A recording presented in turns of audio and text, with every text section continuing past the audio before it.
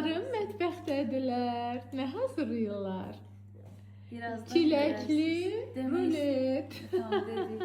Spoiler verdik. Aha, hə, birazdan tam Son görəcəksiniz. versiyonu. Aha.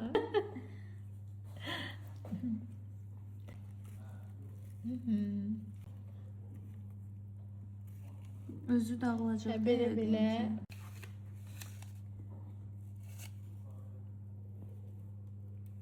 Ağıllım, elləri qızılım, mənim gözəl balalarım. Maşallah balalarıma.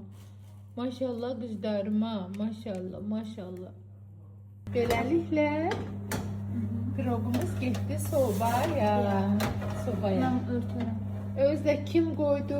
Lətifə qoydu. Qəşəng, qəşəngdir. Yavaş yavaş. Ben Lətiş Hamı açır. Çünkü hamı Hamı açır. Hə. Oo, yavaş yavaş elə açın ki. Hə, bax o çıxdı.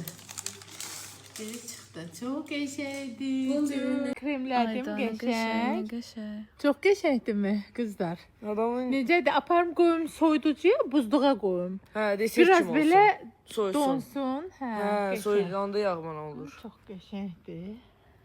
Əladır. Qabı hələ. Əllərimizə sağlıq. Elimizə sağlıq. Əllərinizə sağlıq.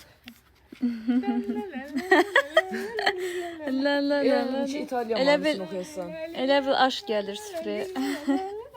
Elə bir ki şahplov gəl.